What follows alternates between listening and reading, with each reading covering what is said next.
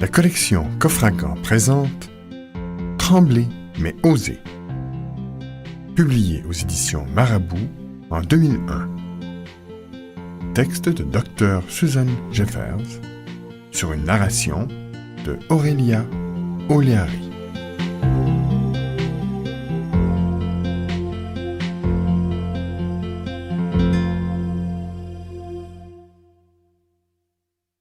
Introduction.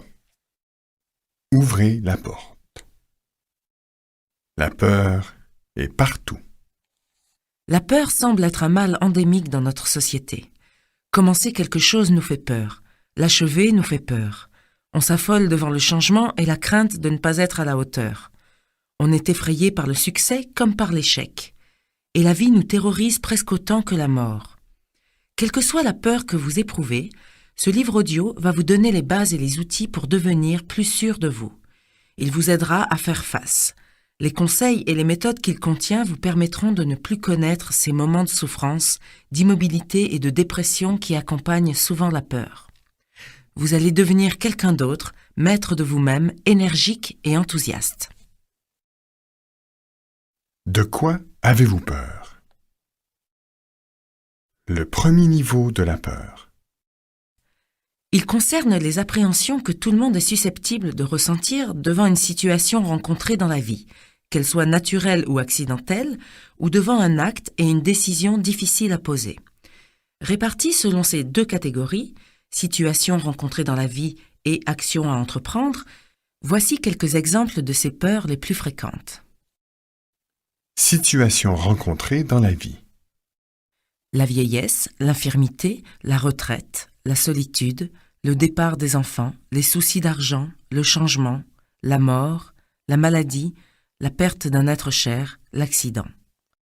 Action à entreprendre.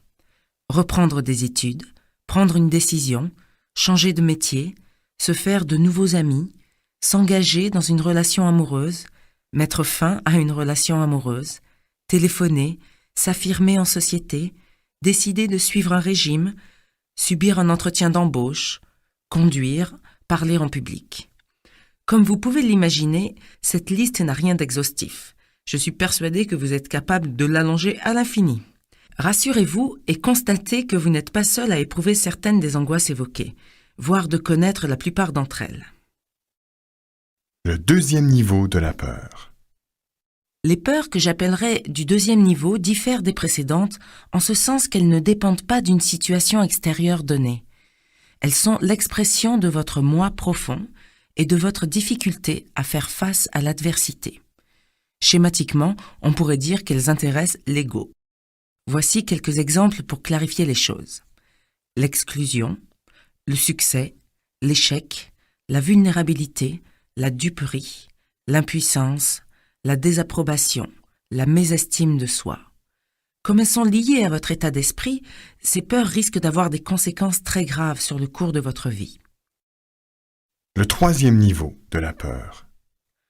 Nous voici arrivés à l'aspect pratique du problème, à savoir la peur la plus forte de toutes, celle qui paralyse. Accrochez votre ceinture. Elle se résume en quelques mots, entre guillemets, « je n'arrive pas à faire face ». Il y a simplement la peur de ne pas savoir comment affronter l'événement qui se présentera. Avoir confiance en soi.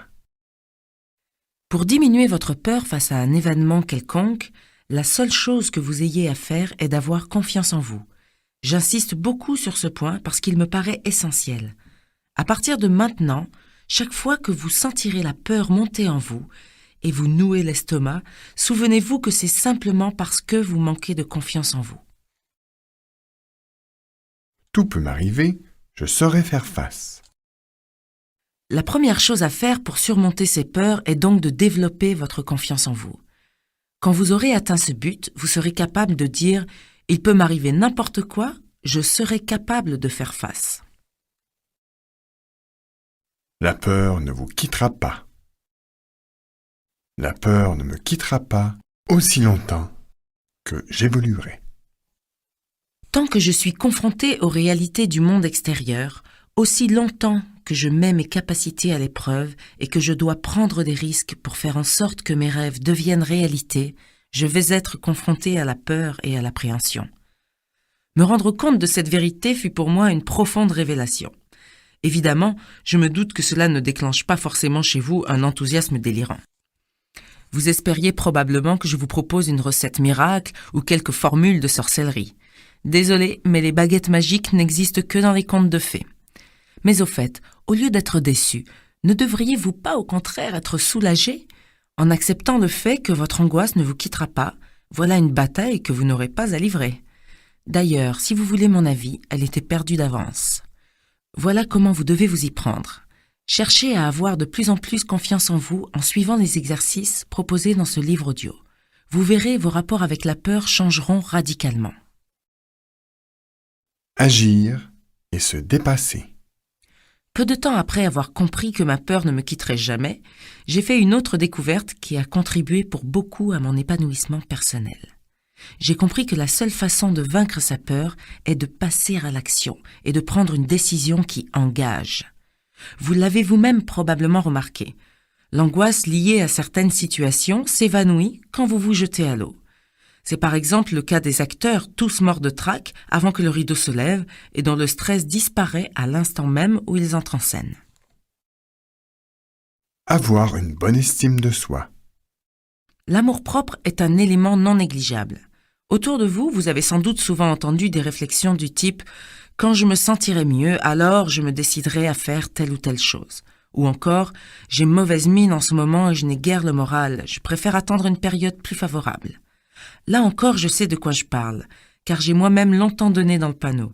Je me suis souvent dit que si je pouvais avoir une bonne image de moi-même, mes angoisses s'évanouiraient comme par enchantement.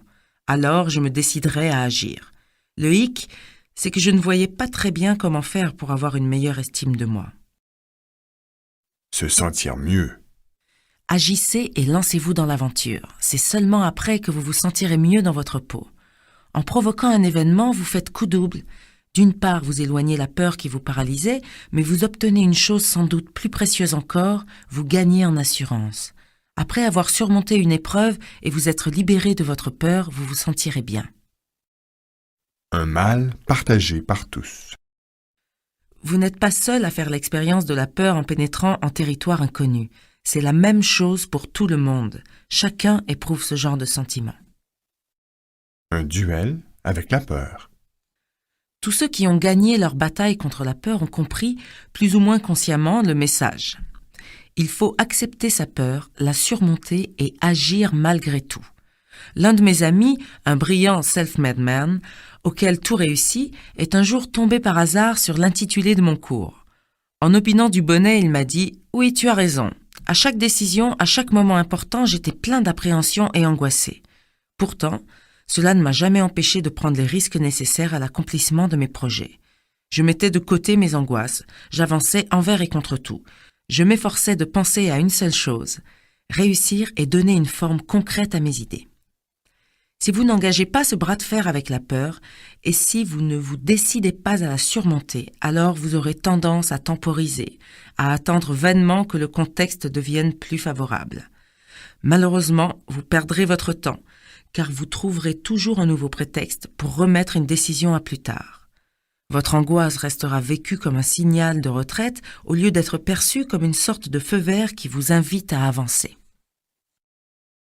La peur, une compagne de route. Personne n'échappe à la peur. Ce n'est pas non plus une ancre qui nous amarre à jamais au port. Il faut l'envisager comme une sorte de compagnon de route qui accompagnera tous les bouleversements de notre vie. Se convaincre. Dans cette optique, la première étape est d'énoncer, à voix haute, au moins 10 fois par jour pendant le mois à venir, ce que j'appellerais les vérités de la peur. Les voici. Première vérité. La peur ne me quittera pas aussi longtemps que j'évoluerai. Deuxième. La seule façon de vaincre ma peur est de passer à l'action et de prendre une décision qui m'engage. Troisième. En agissant et en me dépassant, je me sens mieux et plus sûr de moi. Quatrième, je ne suis pas seul à faire l'expérience de la peur lorsque je pénètre en territoire inconnu. Tout le monde ressent la même chose. Cinquième, surmonter l'appréhension d'agir engendre moins d'angoisse que de vivre constamment avec la peur souterraine créée par un sentiment d'impuissance et d'insatisfaction. De la souffrance au pouvoir. Dans le chapitre précédent, vous avez vu que chacun d'entre nous a peur à l'approche d'un changement. Pourtant, certains parviennent à surmonter leur angoisse et à franchir le pas malgré tout. Pourquoi pas vous? Que le pouvoir soit avec vous.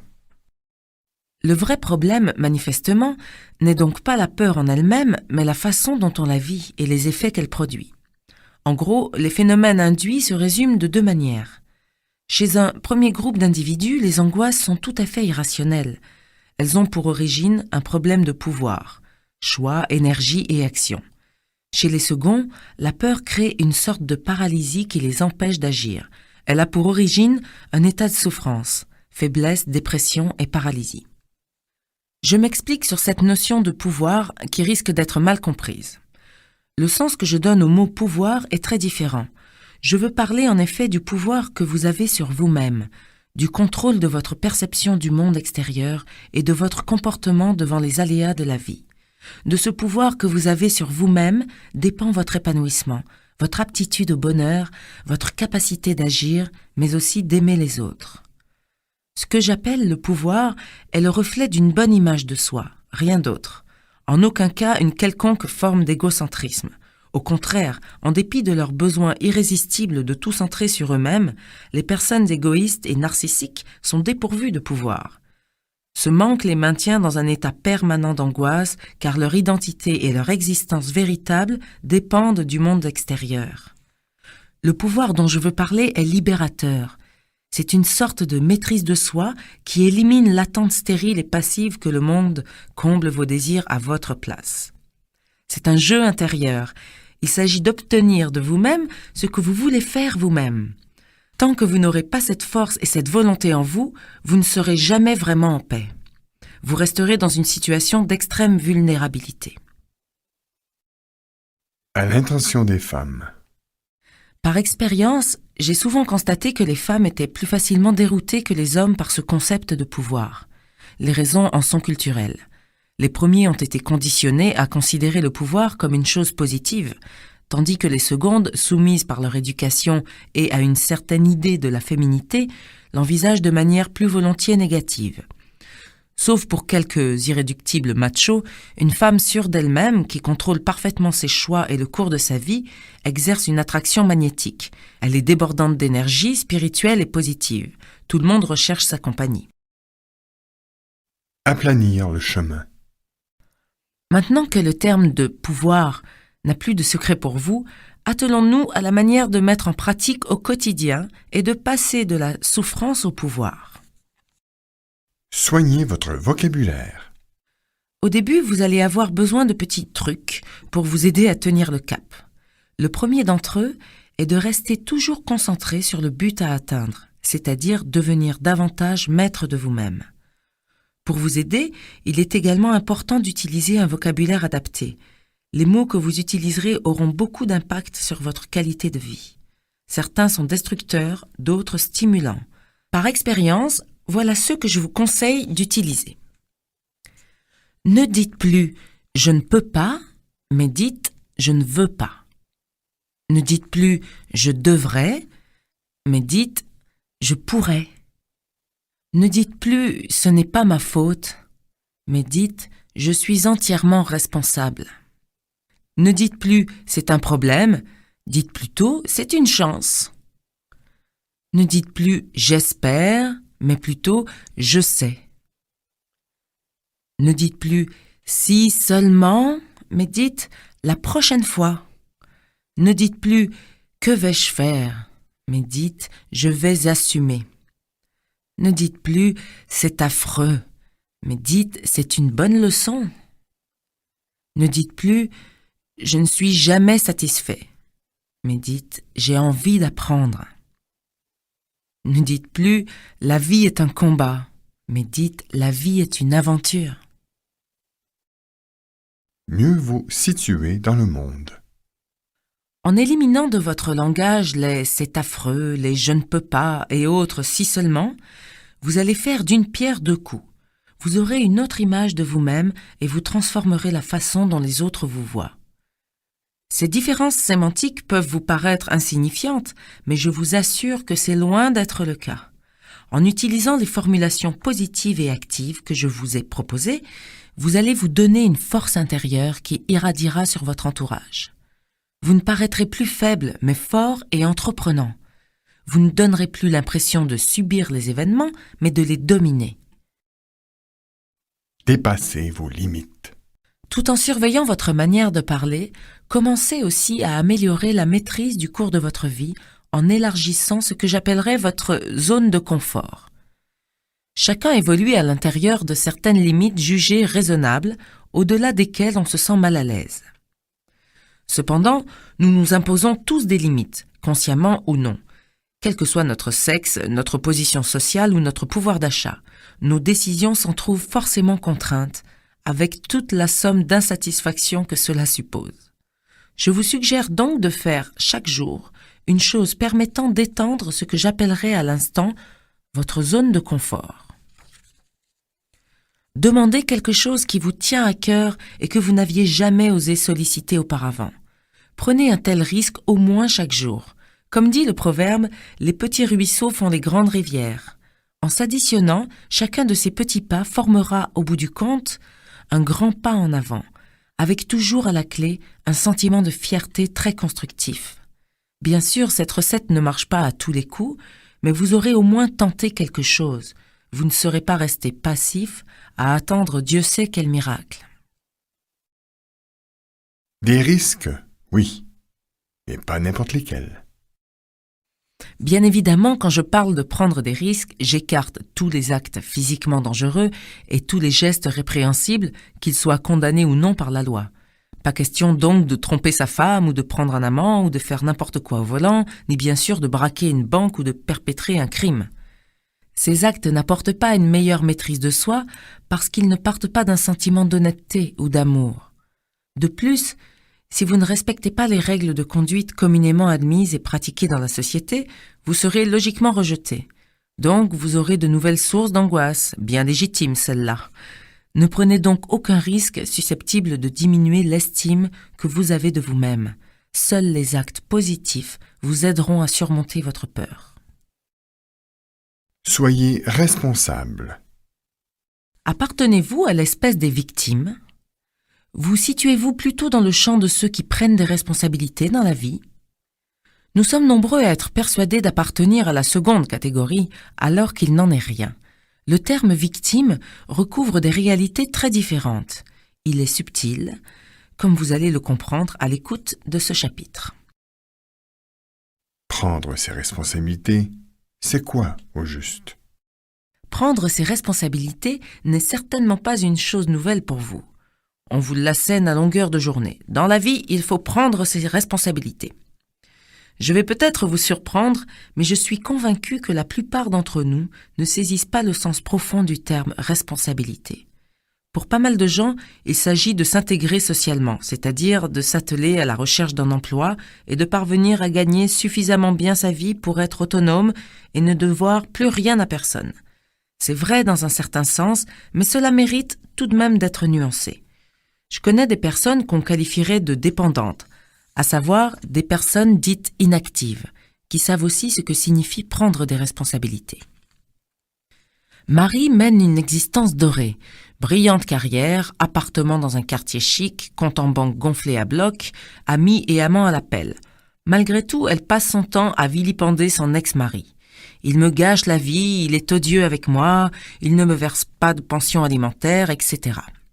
Résultat, ses relations avec son fils sont tendues et celui-ci, par ailleurs en pleine crise d'adolescence, passe son temps à la taxer d'égoïsme. À votre avis, Marie prend-elle ses responsabilités ? Bien sûr que non. Je pourrais ainsi multiplier les exemples de personnes qui passent leur temps à se plaindre pêle-mêle de leur ex-mari ou de leur ex-femme, de leur supérieur hiérarchique, de leurs déboires amoureux, de leur état de célibataire, etc. De même, ces couples qui ne cessent de geindre sur leurs enfants, leurs difficultés financières ou leurs problèmes de vie à deux. Là encore, sont-ce des gens responsables ? Pas le moins du monde. Dans une certaine mesure, chacun joue son rôle de victime à la perfection. Exercer un pouvoir sur soi-même et décider du cours de sa vie sont des attitudes qui leur sont parfaitement étrangères. Résultat, malgré leur apparence de dynamisme, ils sont menés par le bout du nez par les événements et sont paralysés par la peur. Pour résumer, si vous êtes mal dans votre vie professionnelle, seul, en quête de l'âme sœur, empêtré dans une relation médiocre, ou que vos enfants vous donnent des cheveux blancs, vous êtes une victime toute désignée. Il en est de même si, d'une manière générale, les choses ne tournent pas rond autour de vous. Dans ce cas, rien de surprenant si vous êtes angoissé. Les victimes se sentent toujours impuissantes. Gardez le contrôle. En vérité, vous avez le contrôle total de la situation. Vous êtes responsable de ce qui vous arrive. Bien sûr, il n'est pas facile de porter la responsabilité des tracas qui nous pourrissent la vie. Il n'est jamais agréable non plus de découvrir l'image de son propre ennemi en se regardant dans le miroir. Là encore, il va falloir positiver et vous dire que cette prise de conscience est au contraire une véritable bénédiction. Si vous comprenez que vous êtes responsable de vos propres déboires, alors il vous deviendra facile d'imaginer qu'il est possible, inversement, de vous offrir des satisfactions. 7 façons de devenir maître de soi. Première, évitez de rendre le monde extérieur responsable de vos déboires et de vous démêler avec la vie. Vous seul pouvez exercer un contrôle sur vos pensées et sur vos actes. Rien ni personne ne peut le faire à votre place. Deuxième, ne vous faites pas de reproches si vous ne vous sentez pas complètement maître de vous. Vous faites de votre mieux et il vous faut du temps pour acquérir cette maîtrise. Troisième, soyez conscient des moyens et des situations où vous endossez le rôle de victime. Apprenez à reconnaître les signes montrant que vous n'êtes coupable de rien, ni de ce que vous êtes, ni de ce que vous faites, ou de ce que vous ressentez. Quatrième, apprivoisez votre pire ennemi, cette voix intérieure qui vous prédit toujours le pire. Utilisez les exercices proposés dans ce livre audio pour la transformer en une voix encourageante. Cinquième, cherchez les contreparties qui vous empêchent d'agir. Une fois que vous les aurez trouvées, vous serez probablement à même de passer à l'action. Sixième, déterminez clairement ce que vous voulez dans la vie et agissez dans cette voie. Cessez d'attendre que les choses tombent du ciel. Vous risqueriez d'attendre longtemps. Septième, soyez conscient de l'infinité des choix qui s'offrent à vous dans n'importe quel domaine, qu'il s'agisse d'actions à entreprendre ou de sentiments. Empruntez le chemin qui vous fera sentir le mieux dans votre peau, en paix avec vous-même et avec vos proches. Positiver. Pensez positivement. La pensée positive est un concept difficile à faire comprendre et à faire accepter. Quand j'expose mes idées à ce sujet au cours de mes ateliers de travail, mes élèves se rebiffent immédiatement et me disent tous « ce n'est pas réaliste ». Quand je leur demande en quoi la pensée négative serait plus réaliste, ils restent bouche bée. Pour eux, comme pour la plupart d'entre nous, c'est ainsi depuis que le monde est monde. Ce qui est négatif est la réalité et ce qui est positif est illusoire. Laissez de côté un instant vos a priori et réfléchissez un peu. Par expérience, on sait qu'environ 90% de nos craintes se révèlent sans fondement. La plupart des catastrophes qu'on prévoyait ne surviennent heureusement jamais. On a peur de tout, alors que les choses se passent bien la plupart du temps. En réalité, on ne tombe sur un vrai problème que dans 10% des cas, et encore. Alors, pourquoi ne pas admettre que voir le côté positif des choses est plus réaliste que l'inverse ? Pourquoi vous morfondre dans l'inquiétude alors que vous n'avez aucune raison objective de le faire ? Si vous y réfléchissez, la vraie question n'est en fait pas de savoir ce qui est plus réaliste ou irréaliste, mais plutôt pourquoi prendre un malin plaisir à broyer du noir alors qu'on pourrait être heureux ? Si faire preuve d'optimisme et d'une certaine candeur rend la vie plus belle, si une manière positive de voir la vie rejaillit sur son entourage, pourquoi hésiter une seule seconde ? Pratiquez la pensée positive. La pensée positive n'est pas un concept nouveau. Vous vous demandez peut-être pourquoi les gens ne pensent pas d'une manière plus positive. À mon humble avis, c'est tout simplement parce qu'ils ne savent pas comment s'y prendre. Penser positivement exige un engagement profond, une attention de tous les instants et une pratique quotidienne. Et quand bien même on touche au but, il faut s'accrocher pour ne pas risquer de retomber dans l'ornière de la négativité. La tentation de voir le pire, en effet, reste tapie dans un coin sombre de notre cerveau. Personnellement, je ne connais personne qui se soit mis du jour au lendemain à adopter la pensée positive. Et je n'ai jamais rencontré non plus l'un de ces adeptes qui ne continue pas à s'exercer régulièrement. Je vous le dis par expérience, la pensée positive, c'est comme de conduire une voiture. Si vous ne prenez jamais le volant, vous perdez vos réflexes et vous devenez un danger public, pour les autres comme pour vous-même. Comment faire? En gros, et sans vouloir vous offusquer, vous êtes polarisé négativement.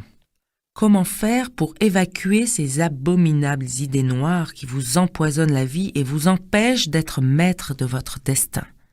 Rassurez-vous, c'est très simple. Avant de vous suggérer un plan d'action, voici la liste de 5 outils indispensables qui rendront votre petit travail quotidien à la fois plus efficace et surtout plus agréable. Les CD et les cassettes d'autosuggestion.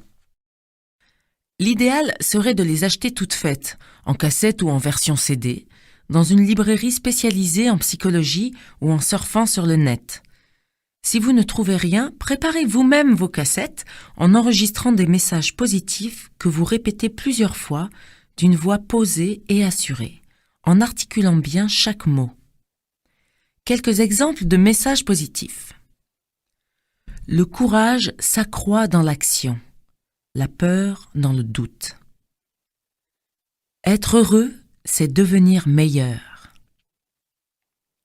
Ce que je fais est le reflet de ce que je suis. Je marche vers la lumière en laissant les ombres derrière moi. Et toute autre phrase forte et positive qui vous tient à cœur. Attention, comme c'est le cas pour les affirmations, utilisez toujours le présent et jamais de forme négative. Les livres traitant de l'autosuggestion. Le livre est un médium extraordinaire, toujours disponible et d'une précieuse présence physique. Des CD de musique douce et de relaxation. Des citations positives. Choisissez celles qui vous tiennent tout particulièrement à cœur ou des phrases optimistes tirées de romans que vous avez aimés. Des affirmations. Une affirmation est une déclaration positive annonçant qu'une chose va se produire. Pas demain ou dans un mois, mais à l'instant présent, ici et maintenant. Voici quelques exemples, un petit échantillon pour commencer. J'en ai terminé avec mes anciens mécanismes de pensée et je donne un nouveau tournant à ma vie. Je maîtrise toutes mes angoisses. Je suis comblé par la vie. Éliminez le négatif qui sommeille en vous. Qu'allez-vous faire maintenant de ces outils? Tout simplement relever le défi, celui de parvenir à évacuer votre négativité, pierre angulaire du programme que vous vous êtes fixé. La voix intérieure qui vous chuchote les pires éventualités à longueur de journée ne va pas se laisser faire, vous êtes prévenu. Tous les jours et au moindre signe de faiblesse de votre part, elle cherchera à reprendre le dessus. Quand vous aurez réussi à l'apprivoiser, vous aurez gagné un point essentiel. À ce stade, penser de manière positive deviendra plus naturel et même automatique, de sorte qu'un petit pense-bête vous suffira pour rester vigilant. Mais dans les premiers temps, il va y avoir du sport. Petite précision pour finir. La pensée positive présente toutefois un risque qu'il est important de préciser. Il ne faut pas l'utiliser comme une excuse pour refuser la réalité. Souvenez-vous, la pensée positive, dans sa forme la plus constructive, ne constitue pas un refus de la souffrance et de la misère du monde. La pensée positive permet d'envisager l'existence de solutions, même si elles n'apparaissent pas immédiatement avec évidence. Refuser la réalité entraîne l'inaction et une certaine désespérance. Les obstacles à votre épanouissement. Alors que vous commencez à voir les choses de manière positive, vous vous apercevez que votre entourage ne suit pas. Dans votre famille et avec vos collègues, vous ressentez comme un malaise. Certains semblent ne pas vraiment apprécier le changement de votre personnalité. On ne vous reconnaît plus, vous déroutez. Que vous est-il arrivé? Le regard des autres. Tout à coup, en devenant plus positif, vous cassez d'une certaine manière un modèle relationnel bien établi. Votre objectif est d'évoluer d'un état de souffrance vers une meilleure maîtrise de vous-même. Vous avez décidé de surmonter vos peurs, c'est parfait. Mais dans cette optique, il est très important d'être soutenu par des personnes fortes et motivantes. Quand vous commencerez à vous épanouir, vous noterez très vite que vous ne supportez plus la fréquentation de personnes dépressives.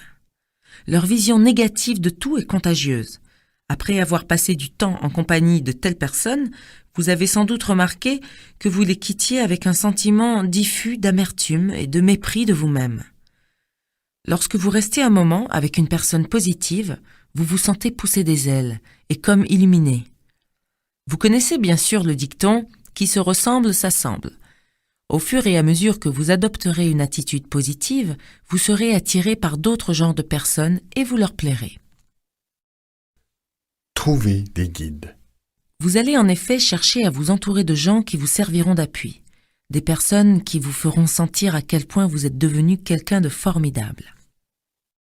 Le partenaire qui résiste. C'est fait. Vous avez mis de l'ordre dans votre cercle d'amis, mais vous vous posez une angoissante question. Que dois-je faire si, dans mon entourage, la personne la plus décourageante est justement celle avec qui je partage ma vie? Il s'agit là d'un problème épineux à prendre avec des pincettes.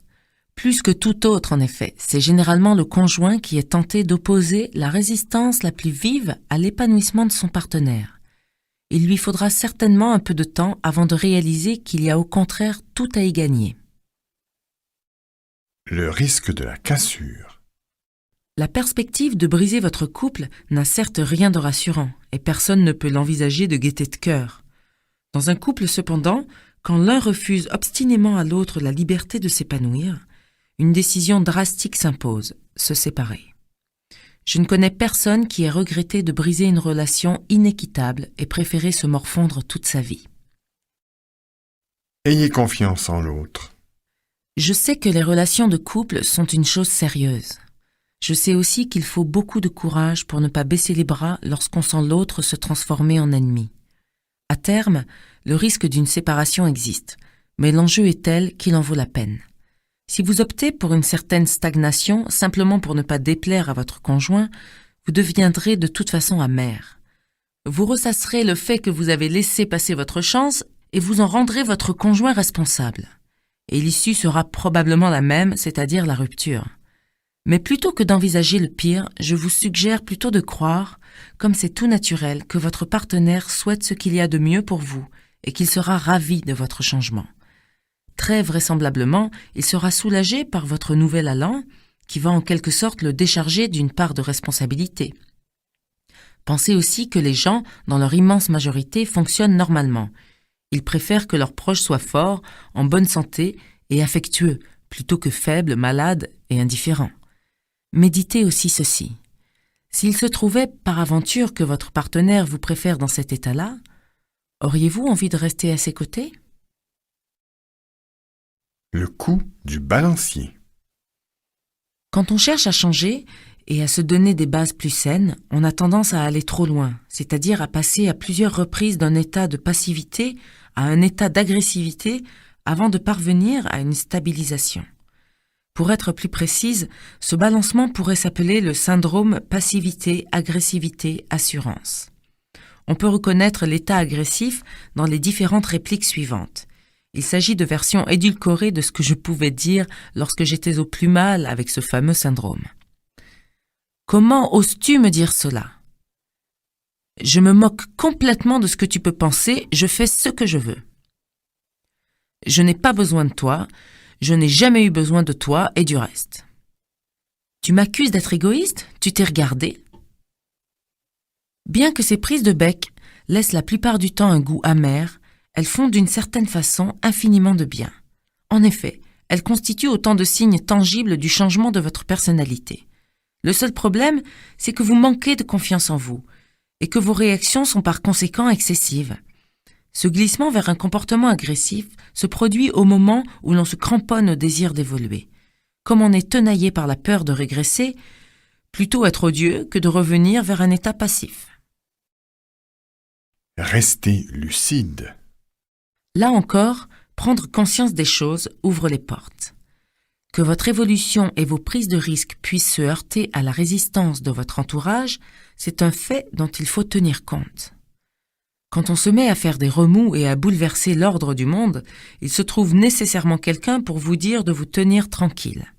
N'en soyez ni offensé, ni surpris, ni fier. La personne qui réagit ainsi cherche à se protéger. La plupart du temps, elle ne se rend pas compte de ce qu'elle fait. Dans son esprit, les reproches et les critiques qu'elle vous adresse sont parfaitement justifiés.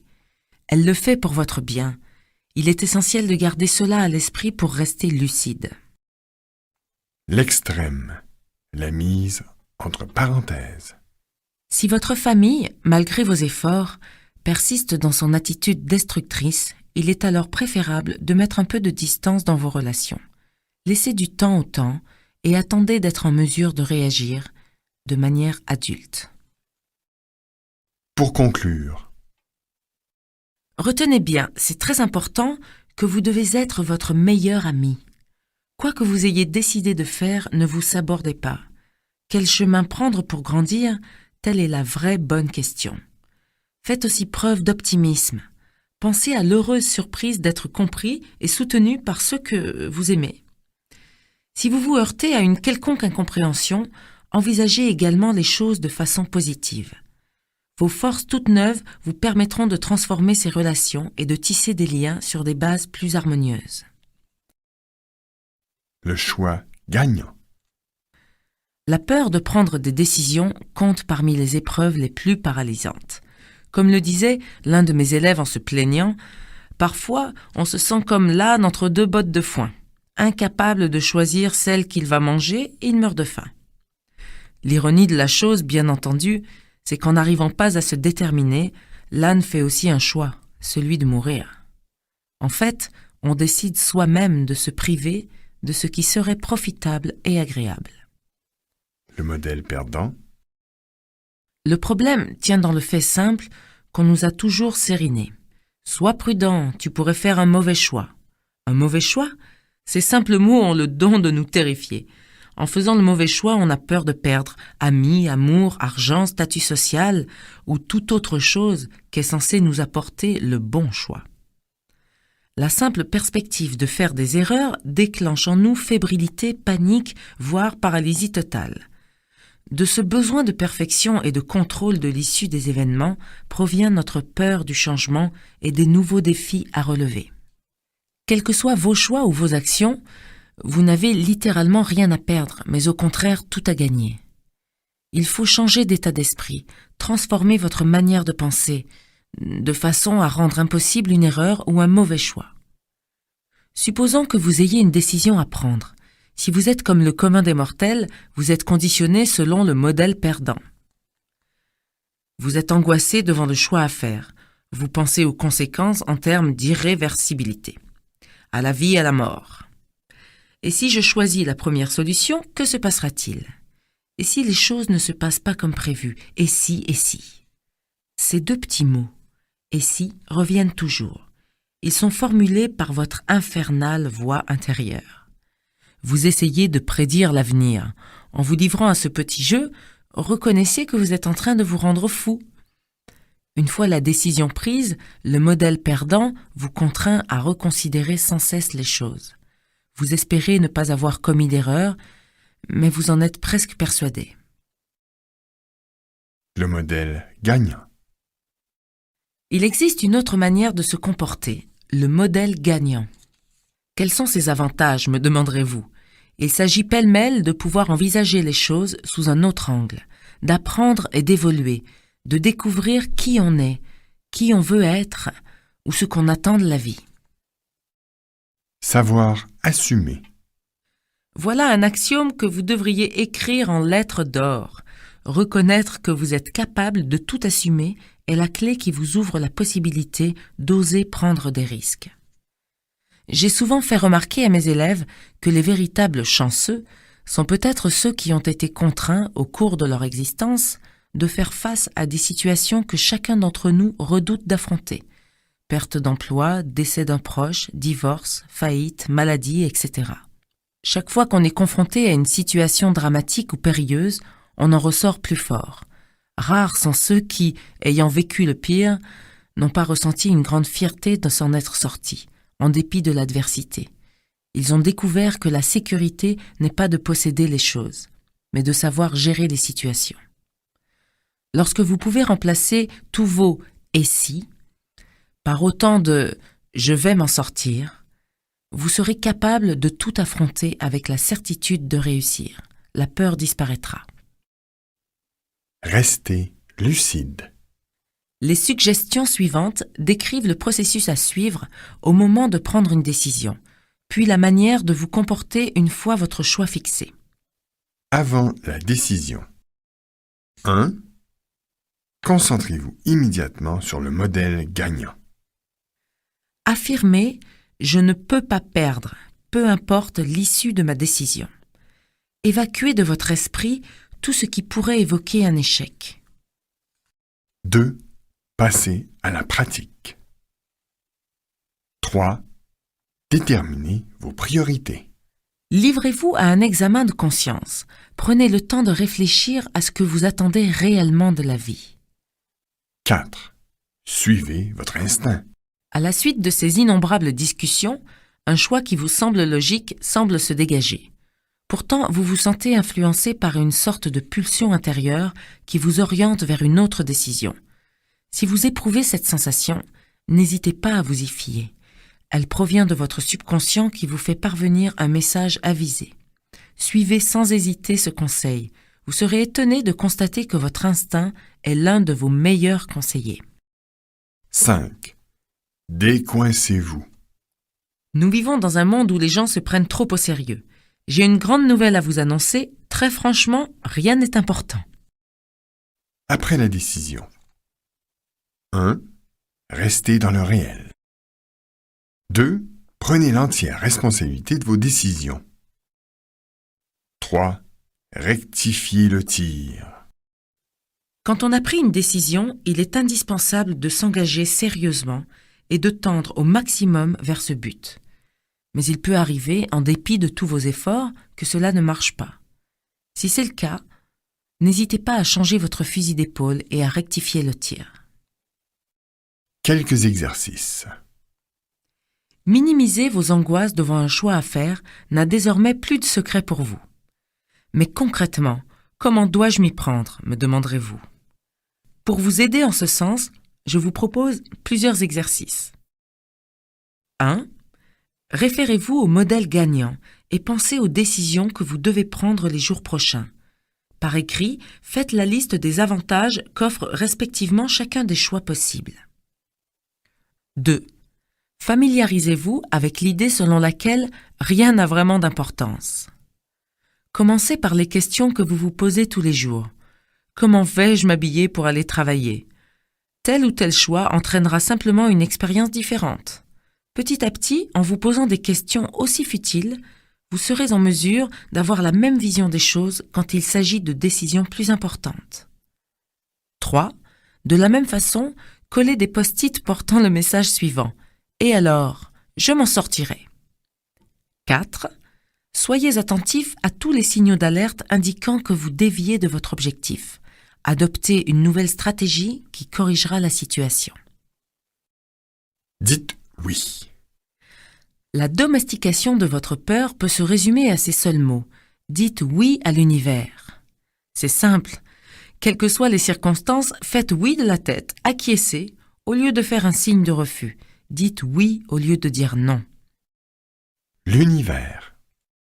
Le terme « univers » fait référence au cours que semble prendre notre vie, malgré nous, malgré toutes les idées que nous avions en tête. C'est une force qui agit mystérieusement et interfère souvent avec nos propres projets. Ainsi, quand on a décidé de s'engager dans une certaine direction, un événement imprévu vient souvent tout bouleverser. C'est presque inévitable. On imagine alors volontiers le pire. C'est là qu'il faut intervenir et dire oui. Dire oui, l'antidote de la peur. Dire oui, c'est accepter ce que la vie nous offre. Dire oui, c'est ne pas chercher à offrir la moindre résistance aux événements, et c'est accepter les nouvelles orientations du cours des choses. Dire oui, enfin, c'est prendre son temps, se décontracter et étudier calmement la situation, en réduisant ainsi son éventuelle anxiété. Inversement, dire non, c'est se poser comme victime. Cela n'arrive qu'à moi. Dire non, c'est se bloquer, lutter et tourner le dos aux opportunités qui se présentent. Dire non engendre nécessairement des tensions. Dire oui, c'est surtout un remède miracle contre nos peurs les plus profondes et les plus irrationnelles. Dire oui aussi à la souffrance. Si on dit toujours oui à l'univers, peut-on se considérer comme étant à l'abri de toute souffrance ? En effet, il est impossible d'éviter la souffrance, mais on peut l'accepter si elle doit faire partie de sa vie. Dans ce cas, on ne se met pas en situation de victime. Il faut se convaincre que l'on est capable de gérer sa souffrance et ne jamais croire que la situation est désespérée, c'est-à-dire garder espoir. Dire oui, ce n'est pas renoncer.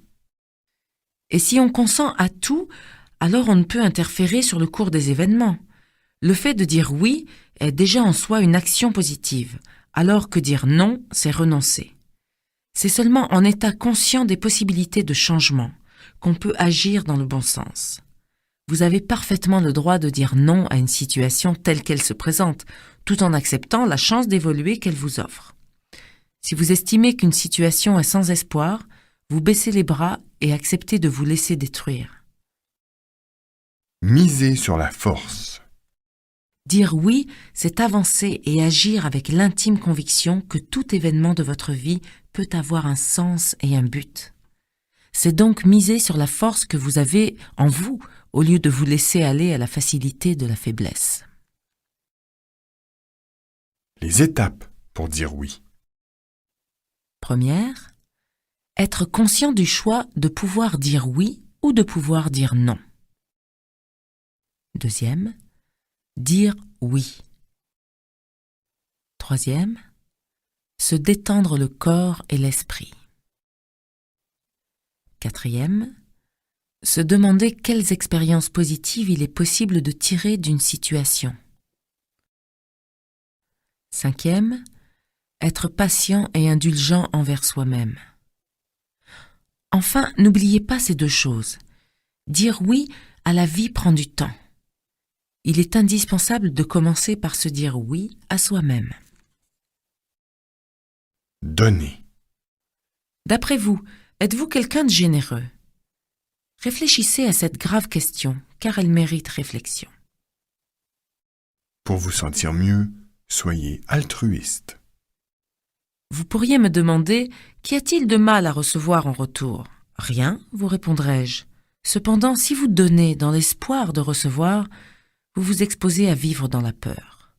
En résumé, c'est ce qui se passe lorsque la principale motivation de donner est de recevoir en échange.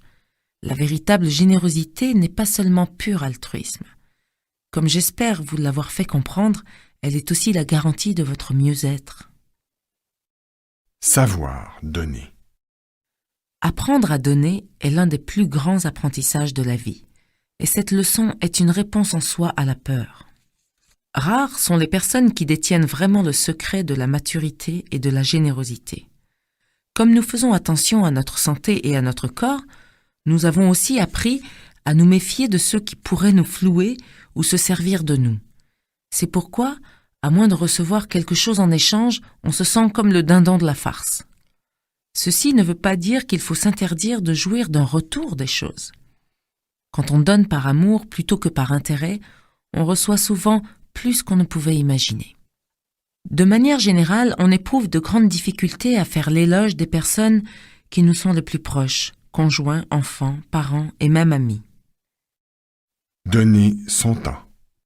On manque tous de temps, du moins en est-on persuadé. Investi aujourd'hui d'une valeur inestimable, le temps est l'un des cadeaux les plus difficiles à offrir. Il est important de dire merci, de partager ses connaissances, de faire des compliments, de donner de son temps, et pour finir, de donner de l'amour. Il faut à tout prix vous débarrasser de votre éventuelle attitude de prostration et de méfiance. Donner en ayant conscience de l'importance de votre geste vous facilitera beaucoup de choses. Que vous le croyez ou non, votre vie est d'ores et déjà riche et pleine. Vous ne l'aviez simplement pas remarqué. Cultivez le soi supérieur. J'ai évoqué différentes méthodes susceptibles d'augmenter votre confiance en vous et d'embellir votre vie. Prononcer des affirmations, pratiquer la pensée positive, prendre ses responsabilités, positiver, choisir le modèle gagnant, faire comme si, dire oui, apprendre à donner, etc. Ces méthodes ouvrent en soi un espace qui, devenant exploitable, permet de remplir sa vie et de se sentir comblé. Le soi supérieur. Je donnerai à cet espace le nom de soi supérieur. Le soi supérieur permet d'envisager l'existence sous un angle nouveau. Il offre la possibilité de s'élever au-dessus des petites contrariétés du quotidien. Le soi supérieur est le réceptacle de vertus magnifiques. La créativité, l'intuition, la confiance, l'amour, la joie, l'inspiration, l'aspiration, l'humanité, la générosité. En fait, il représente ce que nous désirons connaître de tout notre cœur. Cherchez le spirituel qui est en vous. Mais je sens qu'une question vous brûle les lèvres. Mais où se cache ce soi supérieur dont vous nous dites monts et merveilles? Chaque être humain est formé de 3 composantes, corps, esprit et âme, qui définissent chacune 3 grands domaines, le physique, l'intellectuel et le spirituel. Notre société moderne ne s'intéresse essentiellement qu'aux 2 premiers. La part spirituelle qui contient le soi supérieur a été, me semble-t-il, oubliée en chemin. Pour aller plus loin, certains d'entre nous n'ont pas même conscience de posséder une part spirituelle en eux. Employé dans un sens psychologique, comme je le fais ici, le mot spirituel est acceptable pour tous, pour les athées comme pour les croyants de toute confession. Quand je parle de spiritualité, je pense au soi supérieur, source d'amour, de bienveillance, d'abondance, de joie et de bien d'autres qualités. Les signaux du subconscient. Si vous écoutez votre voix intérieure, vous vivrez sous le signe de la peur et vous cesserez d'évoluer. Si vous écoutez votre soi supérieur, vous connaîtrez des expériences enthousiasmantes en toute sérénité. Mais comme personne n'est parfait, on a plus ou moins naturellement tendance à écouter cette détestable voix intérieure. Votre travail doit consister à vous tourner plus volontiers vers le soi supérieur. C'est un véritable choix de vie. Laissez-vous aller. Commencez simplement par prêter attention à ces messages venus du subconscient et suivez leurs conseils. Si le signal est « appelle telle personne », faites-le sans hésiter. S'il vous dit « va à tel endroit », allez-y. Le temps devant soi. Patience. En avançant dans la vie, le plus grand piège à éviter est l'impatience. Elle est simplement une façon de se punir soi-même. Elle occasionne un stress, une sensation d'insatisfaction et de la peur. Chaque fois que votre voix intérieure vous dira d'aller plus vite, demandez-lui « qu'est-ce qui presse ?» Les choses se déroulent à merveille. Ne t'inquiète pas. Quand je serai prêt à faire le pas, je le ferai. En attendant, j'observe et j'apprends. Un apprentissage permanent. Chaque fois que nous traversons une épreuve difficile, nous comprenons que nous sommes en présence d'une chose encore inconnue. L'univers nous offre la chance d'apprendre. Si l'on fait face à l'épreuve dans un tel état d'esprit, on ne se pose plus en victime. Il nous est alors permis de dire oui.